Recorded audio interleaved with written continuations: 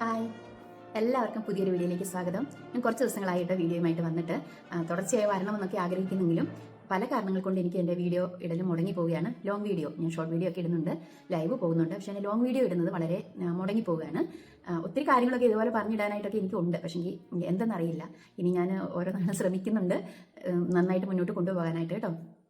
ഇന്നത്തെ എൻ്റെ വിശേഷങ്ങളെന്ന് പറഞ്ഞാൽ എനിക്ക് ഒരുപാട് ആഗ്രഹം ഉണ്ടായിരുന്നു ഗൾഫിലേക്ക് പോകണമെന്ന്. എല്ലാവരും ഗൾഫിൽ പോകുന്നു, എൻ്റെ വീട്ടിൽപ്പെട്ടവരൊക്കെ ഗൾഫിലേക്കൊക്കെ പോകുന്നു, ചിലരെല്ലാം പോകുന്ന കാണുമ്പം എനിക്ക് അങ്ങനെ ഒരുപാട് ആഗ്രഹങ്ങളൊന്നും ഉള്ള ആളല്ല.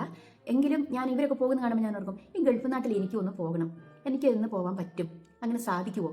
ഇനി ഒരുപക്ഷെ എൻ്റെ മക്കളൊക്കെ വലുതായതിനു ശേഷമാണ് മക്കളൊക്കെ പുറത്തേക്കൊക്കെ പോകുവാൻ താല്പര്യപ്പെടുകയാണെങ്കിൽ അപ്പോൾ അവരുടെ കൂടെയൊക്കെ എനിക്ക് പോകാൻ പറ്റുമായിരിക്കും, അവരെന്നെ കൊണ്ടുപോകുമായിരിക്കും എന്നൊക്കെയുള്ള ഒരു ചിന്തയൊക്കെ വന്നു കേട്ടോ. കല്യാണമൊക്കെ കഴിച്ച് കുടുംബമായിട്ടൊക്കെ അവരങ്ങൾ പോകുന്നു, അങ്ങനെയൊക്കെയാണല്ലോ സാധാരണ നടക്കുന്നത്. അതുപോലെ എനിക്ക് പോകാൻ പറ്റുമായിരിക്കുമെന്ന് ഞാൻ കരുതി അങ്ങനെ അങ്ങ് ചിന്തിച്ച് നടന്നു. പോകണം, എനിക്ക് സാധാരണയിൽ കൂടുതൽ എനിക്കിന്ന് ഗൾഫിൽ പോകണം, എപ്പോഴെങ്കിലും ഒന്ന് പോകണം, അങ്ങനെ ഒരു ചിന്ത എൻ്റെ മനസ്സിലേക്ക് കൂടുതൽ വന്നു തുടങ്ങി. പൊതുവേ എനിക്ക് യാത്രകൾ വളരെ ഇഷ്ടമുള്ള ഒരാളാണ്. കാഴ്ചകൾ കാണുക, പോവുക, അത് ഭയങ്കര ഇഷ്ടമാണ്. പക്ഷെ ഗൾഫ് നാട് എന്നുള്ളത് അതുപോലെ തന്നെ പെട്ടെന്നുണ്ടായ ഒരു ആഗ്രഹമാണിത്. പിന്നീട് എൻ്റെ മനസ്സ് പറഞ്ഞു സാധിക്കും, എപ്പോഴെങ്കിലും അത് സാധിക്കുമെന്ന് എൻ്റെ മനസ്സും പറഞ്ഞു തുടങ്ങി. അങ്ങനെ ഇരിക്കെ 50 വയസ്സ് കഴിഞ്ഞവർക്ക് പെട്ടെന്ന് പാസ്പോർട്ട് കിട്ടുന്നുള്ള ഒരു കേൾവി കേട്ടു. അപ്പോൾ ആ സമയത്ത് അപ്പോൾ എൻ്റെ അനിയത്തിയും അവൾ പാസ്പോർട്ടൊക്കെ എടുത്തു. അങ്ങനെ അവളുടെ മോള് ഗൾഫിലുണ്ട്, അവളുടെ പോയി വരികയൊക്കെ ചെയ്യാറുള്ളതാണ്. അപ്പോൾ അവളും ഇങ്ങനെ പറഞ്ഞു, നീ ഒന്ന് എടുത്ത് വെക്ക്, വെറുതെ എടുത്ത് വെക്ക്, പാസ്പോർട്ട് കിട്ടുമല്ലോ, എടുത്ത് വെക്കെന്ന് പറഞ്ഞു. അപ്പോൾ ഞാൻ ഓർത്തു ശരിയാണല്ലോ, എന്നാൽ എടുത്ത് വെക്കാം. അപ്പം മക്കളോട് പറഞ്ഞപ്പോൾ ഒരാൾ പറഞ്ഞു, എന്തിനാ പാസ്പോർട്ടൊക്കെ എടുത്തിട്ട് എന്നുള്ള ചോദ്യം വന്നു. ഞാൻ പറഞ്ഞു ഇരിക്കട്ടെ, എടുത്ത് വെക്കാം എന്നും പറഞ്ഞ് അങ്ങനെ എന്നാൽ ശരി പോകാന്നുള്ള രീതിയിൽ ഞാൻ പാസ്പോർട്ടിനൊക്കെ അപേക്ഷ കൊടുത്തു. പെട്ടെന്ന് തന്നെ എല്ലാം ഇങ്ങനെ അക്ഷയയിൽ പോയി അതെല്ലാം ചെയ്തു, കാര്യങ്ങളെല്ലാം ചെയ്ത് എങ്ങനെയല്ല 5-ാമത്തെ ദിവസം എൻ്റെ കയ്യിൽ പാസ്പോർട്ട് എത്തി എന്നുള്ളതാണ്.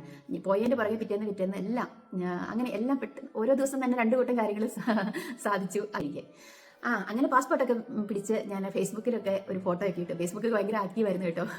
അപ്പോൾ അങ്ങനെ ഒരു ഫേസ്ബുക്കിലും എനിക്ക് പാസ്പോർട്ട് കിട്ടിയെന്നൊക്കെ പറഞ്ഞ് ഞാൻ അങ്ങനെ ഒരു ഫോട്ടോ ഒക്കെ ഇട്ടപ്പോൾ എല്ലാവരും ചോദിച്ചു തുടങ്ങി, എന്താ ഗൾഫിൽ പോകാനാണോ, പുറത്തേക്ക് പോകാനുള്ള പ്ലാനാണോ എന്നൊക്കെ ചോദിച്ചു. അപ്പം ഞാൻ പറഞ്ഞു, അങ്ങനെ ഒരു പ്ലാൻ ഇപ്പം നിലവിലില്ല, ഇപ്പോൾ പോകാൻ വേണ്ടിയിട്ട് എടുത്തു എന്നല്ല, എന്തെങ്കിലും പോകാൻ പറ്റുമായിരിക്കും എന്നൊരു ചിന്ത മാത്രം.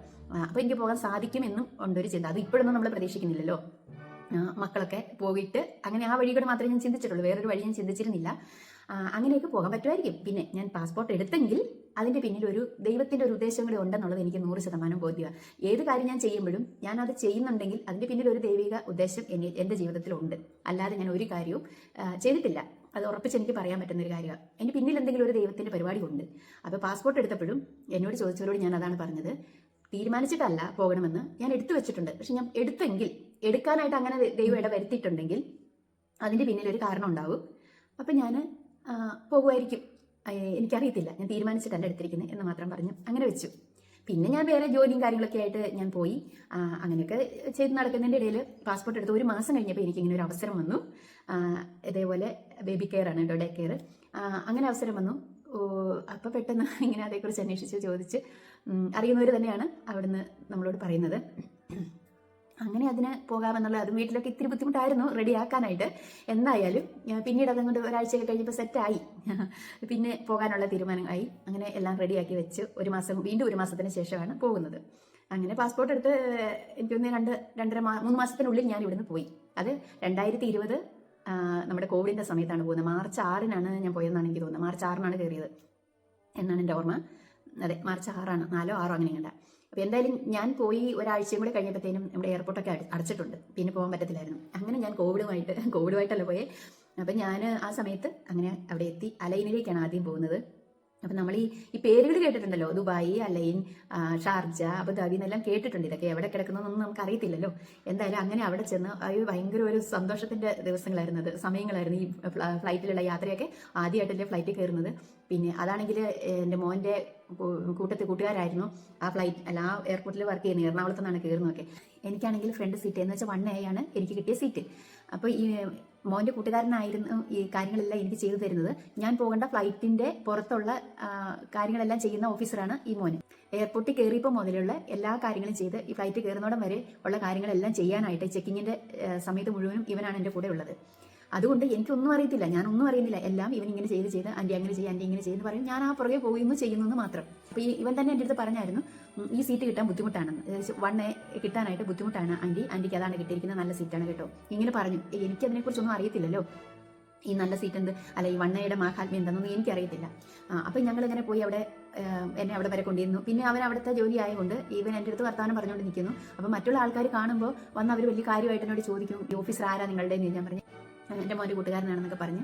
അപ്പോൾ ഇവൻ പോകുന്നതോടെ വരെ കൊച്ചൻ എൻ്റെ അടുത്ത് വർത്താനം പറയും, ഓരോരോ കാര്യങ്ങൾ പറഞ്ഞുകൊണ്ട് നിൽക്കുക കേട്ടോ. പിന്നെ അത് മാറുന്ന സമയത്ത് അവൻ അങ്ങോട്ടും എന്തെങ്കിലുമൊക്കെ പോകുമ്പോൾ മറ്റുള്ളവർ എന്നോട് ചോദിക്കുമ്പോൾ ഇതാണെന്ന് പറഞ്ഞാൽ ഞാൻ ബോഡി പാസ് കാണിച്ചു കൊടുക്കും, എനിക്കറിയത്തില്ല. അപ്പോൾ 1A നല്ലതാണല്ലോ, ഇത് കിട്ടണമെങ്കിൽ വലിയ ബുദ്ധിമുട്ടായിരുന്നു, കൂടുതൽ പൈസ കൊടുത്താലേ കിട്ടുകയുള്ളൂ, എനിക്കങ്ങനെ എടുത്തിട്ടുണ്ട്, ഹസ്ബൻഡ് അങ്ങനെ എടുത്ത് തന്നിട്ടുണ്ട്, അതിനൊക്കെ കൂടിയ പൈസ കൊടുത്തു എന്നൊക്കെ ഇങ്ങനെ മാറി ഓരോരുത്തർ ഓരോന്ന് പറയും. എനിക്കതേക്കുറിച്ച് വലിയ ഐഡിയ ഒന്നുമില്ല. പിന്നെ ഞാൻ അവിടെ എത്തിക്കഴിഞ്ഞപ്പോൾ അവരും പറഞ്ഞു, അയ്യോ ആൻറ്റിക്ക് ഇതാണ് കിട്ടിയത്, VIP സീറ്റിലേക്ക് ഇരുന്നാണല്ലോ ആൻറ്റി വന്നത്, ഇത് VIP സീറ്റാട്ടോ എന്നൊക്കെ പറഞ്ഞപ്പോൾ ഞാൻ ചോദിച്ചേ ആണോ, ഇങ്ങനെ പലരും എന്നോട് ചോദിച്ചു. ആ കൊഞ്ഞ അതല്ലാതെ കൂടുതൽ വിവരങ്ങളൊന്നും എനിക്കറിയത്തില്ല. അങ്ങനെ അവരുടെ ഇടയ്ക്ക് ചെന്ന ശേഷം ഞങ്ങൾ അവിടെ എല്ലാവരും കൂടി ഇരുന്ന് വർത്താനം പറയുമ്പോഴാണ് ഇത്രയും പ്രാധാന്യമൊക്കെ ഉണ്ടെന്ന് ഞാൻ അറിഞ്ഞത് കേട്ടോ.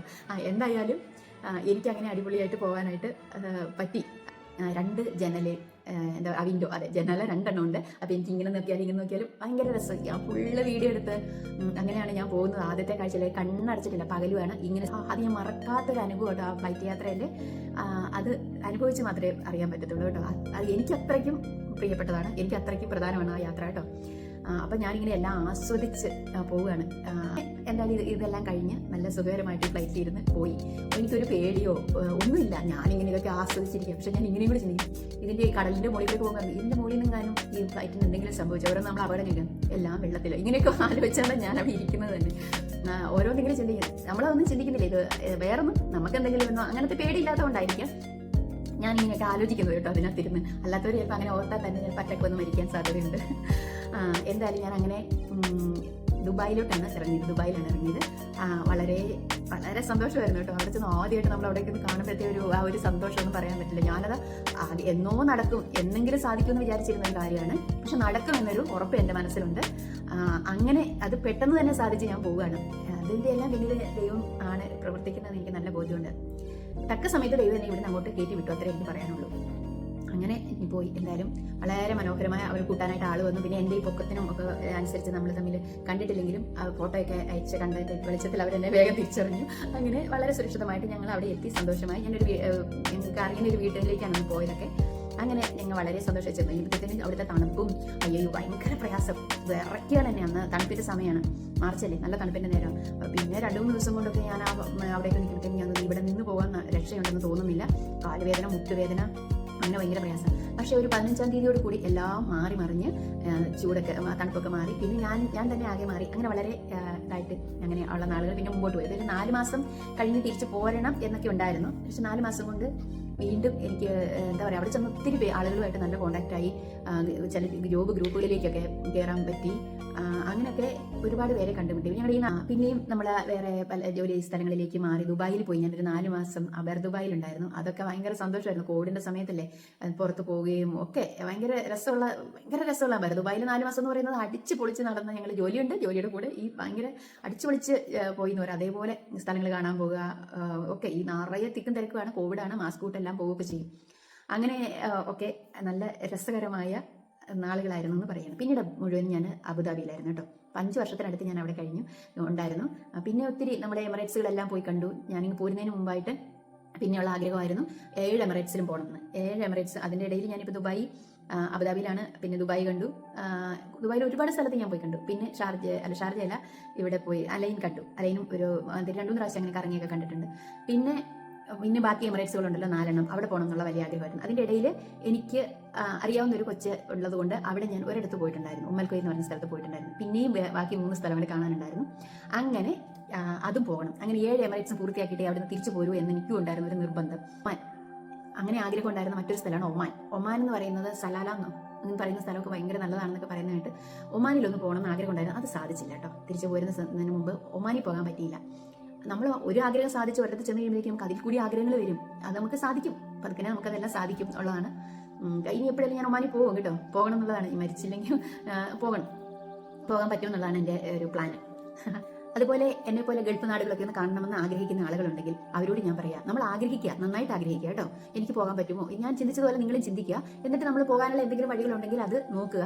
പിന്നെ ഇതുപോലെയൊക്കെ ജോലികൾക്ക് നിങ്ങൾക്ക് പോകാം. പക്ഷെ നിങ്ങൾ ഒരു ഏജന്റുമാർ മുഖാന്തരവും പോകരുത്. പോയി പരിചയമുള്ള ആരെങ്കിലും ചോദിച്ചിട്ട് മാത്രമേ പോകാവുള്ളൂ എന്ന് ഞാൻ പ്രത്യേകം ഓർപ്പിക്കുക കേട്ടോ. പിന്നെ പോയി കുടുങ്ങരുത്. ഏജന്റുമാർ മുഖേന ഒന്നും പോയേക്കരുത്. നല്ല പരിചയമുള്ള ആരുടെയെങ്കിലും കൂടിയൊക്കെ പോവുക, അത്രമാത്രം. അവിടെ ചെന്നാൽ നമ്മളൊരു വിസിറ്റ് വിസയിലൊക്കെ നമുക്ക് ചെന്ന ഒരു ബെഡ് സ്പേസിലൊക്കെ നിന്നുകൊണ്ട് പോലും നമുക്ക് ജോലി അന്വേഷിക്കാനായിട്ട് പറ്റും. നമ്മളെ പോലെയുള്ള സാധാരണ ജോലികളൊക്കെ കേട്ടോ, ഈ ഡേ കെയർ, ബേബി സിറ്റിംഗ് പോലെയുള്ള ജോലികൾ ചെയ്യാം. അല്ല വീടുകളിലേക്ക് തന്നെ നമ്മൾ നേരിട്ട് പോവുകയാണെങ്കിൽ വീട്ടുകാരുടെ കെയർ ഓഫിൽ നമുക്ക് പോകാൻ പറ്റും. ഇങ്ങനെയൊക്കെ പോവുക കേട്ടോ. എന്നെ പോലെയുള്ളവരോടാണ് ഞാൻ പറയുന്നത്, വലിയ വലിയ ജോലിക്കാരുടെ കാര്യമല്ല.